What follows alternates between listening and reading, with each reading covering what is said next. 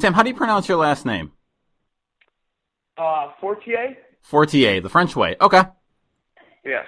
Fantastic hockey name, by the way. You would have been a great mid-70s goalie for the Canadiens.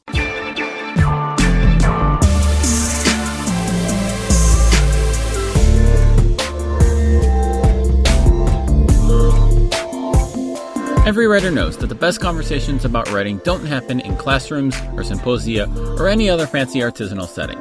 They happen at the bar, usually after deadline. That's the vibe we're going for here.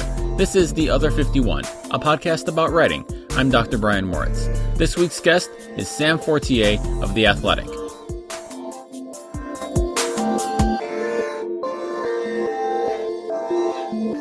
Sam Fortier, welcome to The Other 51. Thanks for joining me today. Thanks for having me, Brian. I really appreciate it. I appreciate you being on, especially coming to us from San Diego. And I feel like I should let you know that here in upstate New York, it's about 33 wet snow, and we're going to get 6 inches overnight. So I think I can speak for everybody up here when I say I hate you right now. It's all good. It is. I hate to say it. It is 75 degrees here in Los Angeles, and I should say it is Los Angeles. No one remembers the Chargers moved, and that's all good. But we are up here in Los Angeles now. Los Angeles, San Diego, it's all warmer than here. It doesn't really matter.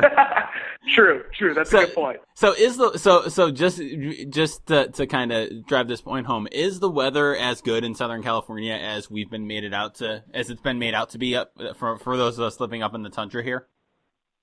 Yeah, it really is. And I'm from New Hampshire originally, so I went to Syracuse, so I spent 22 winters braving the cold and the snow, but they don't oversell it. So New Hampshire cold, and like New Hampshire, Vermont cold, that's even beyond upstate New York cold. I mean, that's cold. Yeah, I would definitely say y'all have the wind, and the thing people don't talk about when they talk about Syracuse is the wind, and how much like that impacts the cold. But New Hampshire definitely has its fair share of snow. Yeah. So we'll stop talking about weather, because it just makes me sad when I think about our poor weather up here. And I'm very excited to talk today. We'll start off talking about the LA Chargers. I will probably always call them San Diego. I'm going to leave that mistake in the podcast. It's just too good to leave.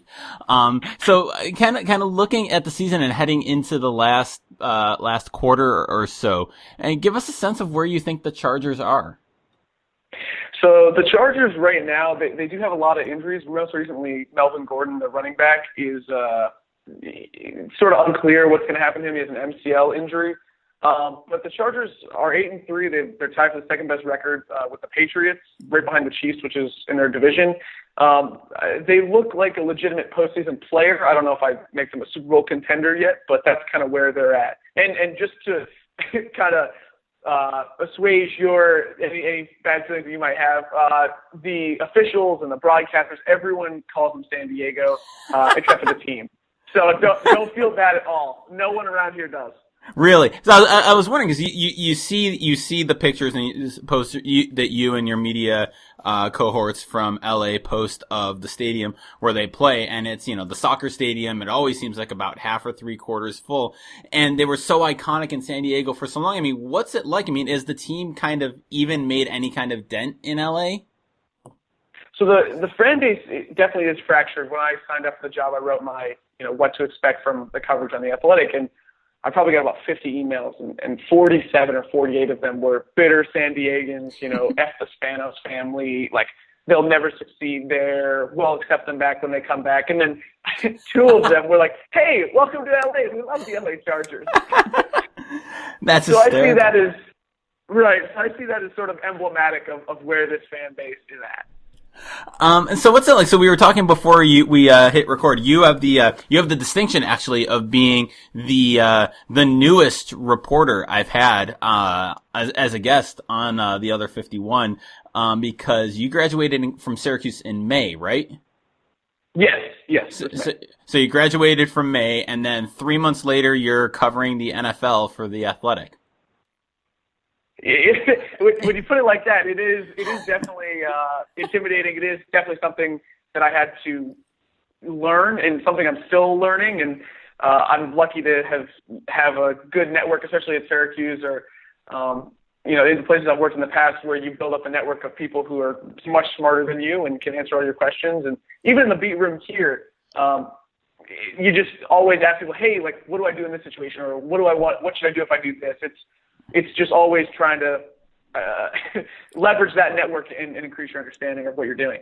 So while I sit here and think about my career choices, talking to someone fresh out of school on the NFL beat, but we can how did you get this job? I mean, kind of walk through. This is usually the time of the podcast where we walk through a career path, but how do you get right out of school, even a school like Syracuse? I mean, it's a big jump going from Syracuse to an NFL beat. So how did that happen? How did this opportunity come about? So I guess we would have to trace back to the spring of my sophomore year at Syracuse. I applied for an internship at The Ringer, and I promise I won't drag you through all the details. But basically, the Grantland shut down. Mallory Rubin is a Syracuse alum who worked there, and she was a part of the 4 editors that left. And I said, "Oh, okay, I know that they might start something." So I emailed her, just, "Hey, whatever you guys end up doing, I'd love to be a part of it." I want to say like 7 or 8 months later, she emailed back and said, "Hey, we'd be interested, but we can't take a summer intern as a sophomore." So I started working there. I took my junior year off, or my first semester junior year. I took a leave of absence and moved to LA. I had the credits, and obviously was very, very fortunate to be able to do that. And it was full time. It was paid. And the next summer, I worked as a contributing writer at a contract there, and then I wrote a story that caught the attention of Paul Fichtenbaum, who's kind of the chief editorial guy at The Athletic, and he actually slid into my DMs on Twitter and just said, "Hey, like, I really like that story. Do you want to write something for us?" And I said, "Yeah, I'd love to." So I wrote a story about Texas Christian University distancing themselves from Texas Christian. They really rebranded themselves as TCU and asked everyone in the media to call them only TCU. And then, the next summer, I was an intern at the Washington Post, and one day I was sitting at my desk, and I got a call from Paul, and he said, "Hey, we have an NFL beat open. Would you be interested?" And that's sort of how it all came together. That's for anybody listening, that is not how it usually happens. That's an incredible, awesome opportunity to be able to have. And it does show, I know, as an SU guy myself, and we can certainly talk at length about Newhouse, but that alumni network, whatever school you have, to being able to leverage that and to take advantage of that is really, I think, an important lesson for students to take, that, and people want to help young writers. You kind of already hinted at that, but it seems like you've had that too, that people are open to helping young writers who show some initiative and show some ability. Right. And especially when, I remember it wasn't too long ago that I was like that kid in the auditorium, I'd go to see someone speak, and it's just, what is your career path? And I kind of realized just from the answers I always got that there really isn't one unified path, but there are lessons in the path. And I think, the lessons, like the universal lessons, like when I talk to kids who are at Syracuse now at the Daily Orange, the student newspaper I worked, it's always send the email, even if you don't know if that person's going to respond, because you might get a response X number of months later, or, always never take a story off, try to put out the best story you can. I mean, someone might read it and someone might DM you on Twitter, and that might lead to a job one day. There's no real rules, I guess, anymore, especially because, like, the internet has sort of democratized all of it, and it's just sort of always put out the best product you can, or do the best version of the work that you can, because you never know who's going to read it. Do you remember what story it was at The Ringer that caught Paul's eye? Yeah, it was a story about Bob Hurley. He was a high school basketball coach in New Jersey, and I'd written a story basically about I went to the wake of essentially this guy's life's work, and in that story, I also explored the idea of urban Catholic schools. Catholic schools, obviously, the Catholic Church in general used to be such a powerful institution in American cities, and then now they are often struggling with funding, and the properties are in valuable places in downtown areas. So you've actually seen a lot of Catholic urban high schools close. So that was sort of the idea that we talked about through Hurley. Cool. So, all right. So right before the season starts, during the preseason, you get the NFL beat. You go out to LA. You kind of parachute in on this brand new beat covering the Chargers, covering the NFL. First real job out of school. So what's that first day like for you? The first day is really hectic, and from the moment I accepted the job, it was, I just tried to prepare as much as I could. I, emailed every mentor or person I knew who covered the NFL, who used to work at the Daily Orange or that I crossed paths with, and it was just, what does an NFL beat, like, what's the rhythm like? What would I be expected to do? What's the rhythm of the week in terms of availability, and how should I write stories? And I road tripped to California with my girlfriend, which was great. And then the first day I got there, I walked in, I just introduced myself to all the players. I went around, I said, hey, here's my name, here's where I'm from. And I tried to just, I didn't want to ask anything from anyone on my first day. I just wanted to show my face and try to get accustomed to, okay, this is where the practice field is, and this is what the locker room is like, and how it's set up, and everything like that. So what kind of structure do you guys have for the beat? Are you the lone Chargers beat guy for The Athletic? Is it a tandem thing? Are there multiple people? What's the structure look like? I'm the only person for The Athletic. Okay. Yeah. You emailed all people looking for advice. Does any stick in your mind? What would like some of the best pieces of advice that you got from people, from the DO, from Syracuse, from people that you crossed paths with that kind of helped prepare you most for the beat? Two things, and the first one came from Greg Bishop, who worked at the DO and then is now the NFL writer of Sports Illustrated. He said, always be using the availability that you get. In the NFL, it's very regimented. We get about 45 minutes on Monday, Wednesday, Thursday, Friday to talk to these players and after games. But it's just such a finite amount of time for the amount of information that you want. So in the locker room, don't be, hanging out talking to your beat partner, the guy you could be talking to in the media room.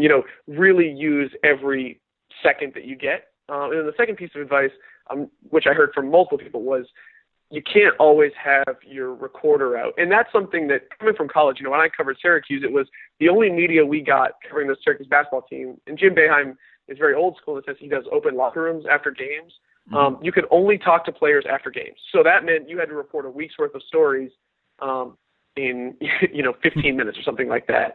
Unless you could request 15 minutes or 10 minutes to sit down with someone at practice, but that was few and far between. So building a relationship with these people on the pro beats is something that I'm still working on. It's hey, like Casey Hayward, a cornerback, did a story with the Players Tribune earlier this year about his mom, and my mom somehow saw it and texted to me. He's like, oh, I really, I like this story.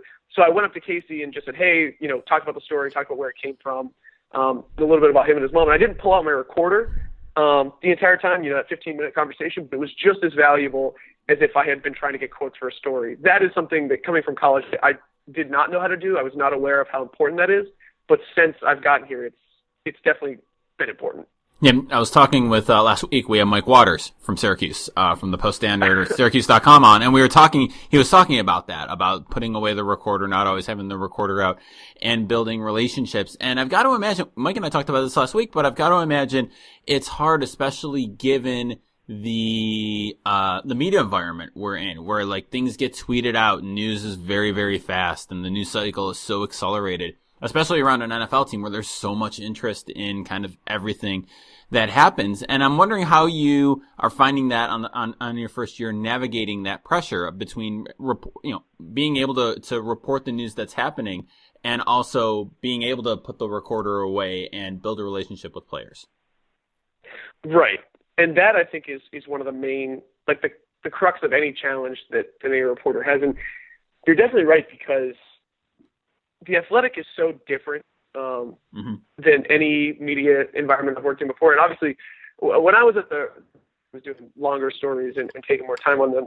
But when I was at the Washington Post this summer, or even before at a paper in Seattle, the Seattle PI, it's like, Russell Wilson speaks at the podium on a Wednesday, and you write what Russell Wilson says. And no matter what it is, it's on you to kind of put a little flourish at the top, a little flourish at the bottom, get what he said in.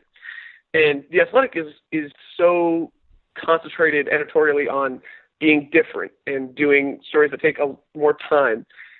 It is a blessing, don't get me wrong, because I know a lot of my friends who don't work at papers like that, who have to write 3 times a day or 4 times a day and do video and everything like that. I think that's challenging.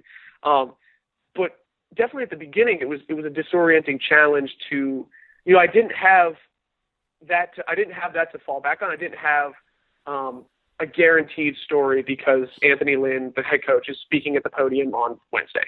I didn't have the injury report before the game on Friday to write. It was definitely a challenge, not just in adjusting to the Chargers locker room and the culture of how the NFL works and the rhythm of an NFL season, but it was also, okay, what the hell am I going to write now? Mm-hmm.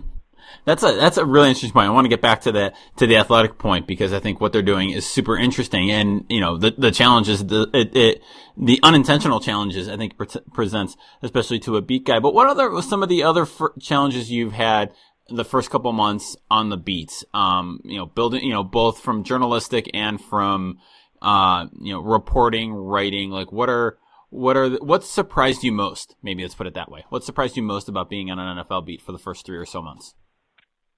Right. And so one of the things about an NFL beat that I found most interesting is the challenge of information. This is an information league. People, it's all built around what you know. And I knew that in reporting, but when you're writing, a 1,200 word story about, a little bit of a deeper dive into some interesting part of a sport, that takes a different sort of information than the information that you realize is currency on an NFL beat. And so, like, when I started this beat, I turned on notifications for Adam Schefter and Ian Rappaport and Pro Football Talk, those Twitter accounts, because that's where most of the information comes from. And so learning the agent game, when I got this job, I emailed every agent of every player and just said, hey, here's my name. I'm new on this NFL beat. I really am not sure how a reporter-agent relationship is supposed to work, but tell me what the best, the best version of that relationship looks like, and I'll try to, do what I can, and then you talk to, the GM, or you talk to people on the team, and it's just trying to understand how the systems of information work. So the other day, Melvin Gordon was questionable for the game on Sunday, and I tweeted, I think it was Ian Rappaport he was going to be questionable or whatever, and I tweeted that. And so a guy tweets back at me. He's like, Sam, have you developed any of your own sources yet? Christ. And I quote tweeted him. I was like, I'm trying, Mom. Like, it's really difficult because you understand, like, when you get into the business, when you get into the beat, you sort of understand the dynamics of, okay, like, the top agents talk to the top reporters, the top newsbreakers, because they have the information that they want. So it's trying to find and create leverage about, okay, what do I know? What can I see being the boots on the ground, and sort of where can I find my leverage? Right. And it's got to be, Mike and I talked about this last week. It's an interesting line to kind of navigate because you want to develop those sources, you want to break the news, but at the same time, if, especially on an NFL beat, like a guy like Rappaport or a guy like Schefter, he has the ears of agents or something like that, like I've got to figure, there's part of every reporter that's got to say, well, I'm going to spend my time developing sources elsewhere. You're not going to like out Schefter, but you can do depth where they do the transaction or something like that. Right, and that's the advice that I got coming onto the beat. When a deal gets announced, let's say some top newsbreaker says after this season, Melvin Gordon and the Chargers have agreed to an extension, a 6-year extension, whatever it is. So what I've been told is you want to try to follow up and get the supplemental information. How much money is it, or what are the clauses, or is there an opt out, or just like all of the peripheral information, because the thing that I've learned just from being on this beat, and again, I cover the Chargers, which has a sort of fractured fan base, and I know just from, talking with people around the league, the interest in the Chargers is just sort of funky, I guess would be the word, or diminished than other teams. But NFL fans love it. Like they just love any bit of info. They want to know, the tight end who tore his ACL and before the season started, like, is he coming back? Is he on the PUP, the physically unable to perform list? And, what are the rules regarding that? And so it's just, and that's not even going into fantasy football. If Melvin Gordon is questionable, I will get, 40 tweets, 10 minutes before kickoff. Is he playing or is he not playing? It's like, guess we'll find out. It's got to be, and like you said, working at the Athletics got to make it interesting too. And I did want to ask you about that because you already kind of talked about this, but I'd love you to go into more depth on it. But also, so much of what we've read about the Athletic and seen about the Athletic, especially kind of in the first year or so, was the kind of veterans it was hiring, like the bigger name, the kind of, superstars of our field that it was hiring. And I'm wondering, like, what it's like for you working there, and kind of what attracted you, aside from the fact that it was an NFL beat, but what attracted you to the Athletic? I think just the way, like the fact that they offer time and they offer resources. I mean, those harbors are hard to find. I had one this summer at the Washington Post, and you sort of get a glimpse into what it means. And then, some of my friends or beat guys that I know, they're writing 5 times a day, and they got to do slideshows, and there's quick quotas, and there's, videos when you walk in, or there's, monitors when you walk into a certain newspaper that has all the traffic and who's leading. That sort of environment it's tough to create the best work that you can do, the best journalism that you can produce, I guess. So for a place to say, we don't want you to write every day. We don't even want you to write every other day. You can write 3 times a week, 4 times a week, and we want you to take time and tell substantive stories. That's just sort of a hard harbor to find, like I said, and that's what made it so attractive. That sounds like both amazing and, like I think you said earlier, kind of a curse, because now you've got to, like, how do you cover the NFL? Like, what's your mindset going into covering it differently? Right, and I should say first, like, any complaints about me trying to figure out what stories I want to write, I'm sure that plenty of people would say, like, oh, boo-hoo, it's sort of like the weather in Southern California. But definitely, I would say trying to find the stories, like, I talk, a couple of my friends and I talk about, you always try to find the cultural cross-section with sports, or you try to find something, you try to tell stories in a different way. And for, definitely for the first month of the season, and to some extent still now, I don't feel like I'm great at this job yet. And it's trying to figure out, or not even great, just good. It's trying to figure out all the things that you need to do. And, so I would try to find, like, the first couple weeks I hit on this story of, I wanted to do a story about packing, how an NFL team packs for its road trips, which seems like a sort of granular detail, but it had a local peg because the Chargers, because they went to London, are traveling the second most number of miles in the NFL this season. And also, it just sort of is the existential, everyday piece of an organization that you just don't read about. So before the first road trip of the season, the Chargers let me kind of hang out in the equipment room and with the equipment guys, and I was able to write a story on that. And that is sort of the ideal version of what I want to do, and finding, weird sort of angles that kind of hit in a broader football context, rather than just like, who's the Mike linebacker. Right. I think that's a super cool story. I kind of wish I had done it when I was covering baseball. You see the team get ready for the road trip and how it all comes together. And yeah, it's one of those great details that you don't think about, that normally you don't think about, but the logistics of it have to be kind of staggering to think about. I'm wondering what kind of audience reaction, what kind of audience reaction do you get? Because you mentioned how football fans are so, like, keyed into lineups and transactions and who the backup tight end, how many snaps he gets in practice, and all of that. So for this kind of different stuff, kind of offbeat, less X's and O's type stuff, especially with football, what's the reaction been like from readers? I think readers appreciate an in-depth story, a differently told story, and then all the transactional stuff, all the review things. I tweet out the snap counts, and I think that's sort of the editorial philosophy at The Athletic, is let the news, let the injury stuff live online, live on Twitter. The most jarring, I think, was Alex Spanos, the Chargers patriarch. He was the owner, kind of bought the team way back when, and he was kind of the original guy for the Chargers, and he died this year. And I was thinking, immediately after that happened, it was on Tuesday, which is the off day in the NFL.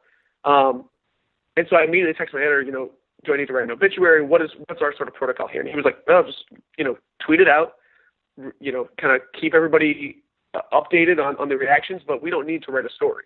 And so that was sort of just like the first hit off the bat. I was like, oh, okay, like this is different. So, the same thing with Melvin Gordon. If Melvin Gordon is questionable, or people are watching his status for the game, that's a Twitter thing. That's same would be with Anthony Lynn, the head coach, says they have a kind of right tackle rotation right now. If he said so and so is the starter, Sam Tevy's the starter, that's a Twitter thing.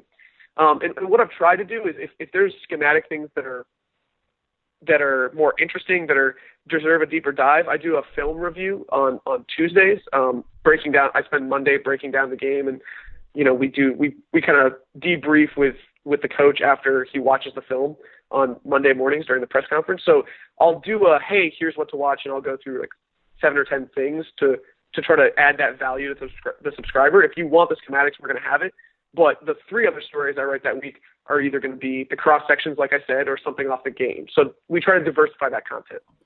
All right. So as someone who teaches sports writing, I've been looking forward to asking someone like you this question. And teaches journalism classes. So you're fresh out of J school, fresh out of J school that I taught at, and obviously it is world renowned, great school. And I teach journalism. So what didn't you learn in J school that you wish you had learned? I think that is probably a sourcing question, and it's not always like, if I get a tip that a player is going to be out, or if a player is unhappy, what do I do with that information? How do you play the game in terms of you go to this person, you ask what they think, or you go to this person, that's what they think. And how do you kind of navigate that? I would also say, like, and not that this would be my current situation, but if you're struggling with your editor, if you're not communicating well, or if you are envisioning something and this person is not, how do you kind of go about, especially as a young person just out of school? It's like, how do I navigate this relationship with my editor where I'm being a professional, I'm standing up for the things that I think are important to a story, or just any philosophy that we have about how to do this job? How do I kind of stand up for what I think, and how do I balance out their expectation? Because that is your boss. But as a young person, it's just like I would just say yes to everything pretty much, because I don't have, there's always like that sort of insecurity about, okay, like that person's been doing it for way longer than me. They're probably right. You know what I'm saying?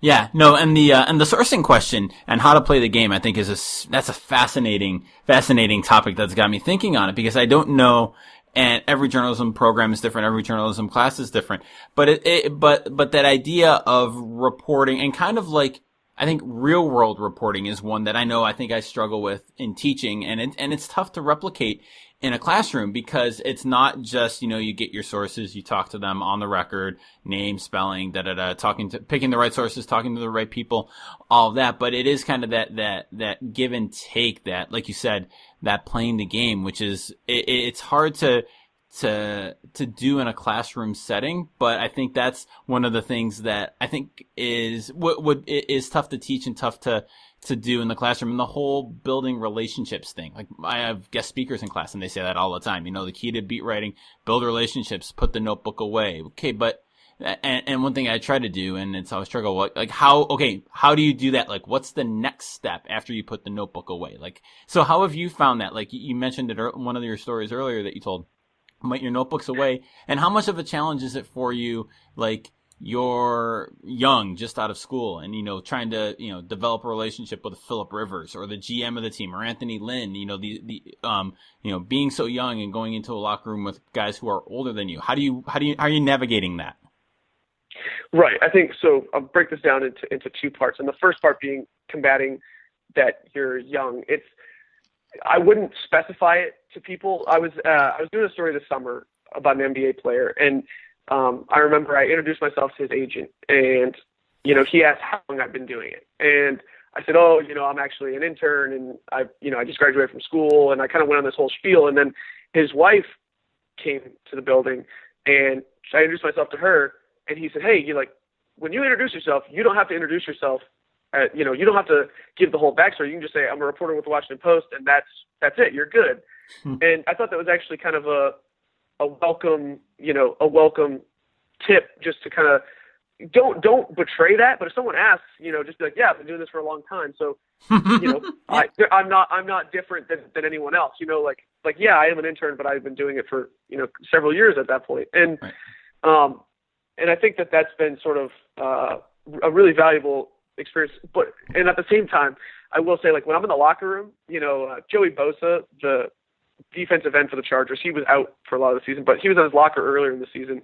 And I'm 22, and he's 23 or 24, and he streams on Twitch. He streams Fortnite, and, like, to some people in the B room, they're like, I don't know what a Twitch is, but I do. And so I was able to just go up to Joey, and I was like, hey, would you ever consider streaming? Would you ever consider, like, making a stream or trying to monetize your stream? And he and I just went in this deep conversation about, not deep, but, like, extensive conversation about whether or not he could monetize his Fortnite streams. And that's just, like, that is the advantage of being 22, and that is the advantage of kind of being, the player's age. And that's something that, for right now, I'd love to, you'd love to use. Right. Since you did cover SU for the Daily Orange, it's going to be a requisite question for anybody on the podcast. What is your best Jim Boeheim story? Oh, man. I don't know if I should tell this one, but I will. So Matt Moyer was a forward on the Syracuse basketball team. He was kind of a brash guy. I remember he had 18 points and 11 rebounds in Madison Square Garden, and he came off the floor, and he was just like, if I get it going, I'm going to be a problem for teams. And he had kind of irritated Jim Boeheim, and Jim Boeheim, who always has at least one person he's got to, pick on throughout the season. That was Matt. So Matt, at one point during the season, had a big ankle injury, and he couldn't play, and then he came back too soon, and then he couldn't play. And his dad, or in the press conference, Jim Boeheim said, "Oh, his dad said he couldn't play, so got to respect his dad." He kind of called out his dad. Mm-hmm. So then I just, I went and called his dad, because I was like, oh, if you're going to call out someone's dad in a press conference, I'm going to ask how the guy felt about it. And he didn't want to talk to me, so I talked to his mom, and his mom sent me a picture of Matt's ankle just to kind of show, like, hey, this is a serious injury. Like, Matt's not playing through it because it's bad. And and I said, could I publish the picture? And she was like, yeah, that's fine. And so I called Boeheim to try to get a comment, if he wanted to respond at all, and he never called me back. So 2 days later, I wrote the story, and then the next day, or I think it was like a week later, I went to practice, because we used to be able to go to practice, and the SID told me that I was suspended, that Jim Boeheim had decided to suspend me from practice. So, what? So I was suspended. That was in like February. So I couldn't go to practice for the last month of the season, which they had said they did have a policy about players' parents, but they said you can't come to practice the rest of the season. So he and I got testier, I think, in press conferences after that. So you could still cover games, just not practices? Yeah, they didn't pull my credential, but I think they consider practice a privilege, so they pulled that. I've seen basketball practice. It's not a privilege to watch. It's a pain to watch. So I ask everybody I have on the show this. I'll ask you, what's the best thing you've read lately? I read a story this morning, I hate to bring nepotism onto the pod, but I read Greg Bishop's cover story on Drew Brees, the Saints quarterback who's having a great season, and I thought it was great. Greg, he's one of the best out there right now, so I think that story is definitely something people should check out. What's good about it? He really takes it through. He takes Drew Brees as the quarterback, and he kind of shifts it. He talks about him coaching flag football, talking about his kids, and he just sort of is able to bring the bent on Brees in the sense that you read a lot about Drew Brees on the field, his stats, they break down the passing charts, they break down the film, but he was really able in that story to show you about work-life balance, which I think is interesting inherently. So that's sort of the thing that Greg hit on that I thought was really well done. Awesome. Well, Sam, this has been an awesome conversation. Thanks so much for joining me this week. Thanks so much for having me, Brian. I appreciate it.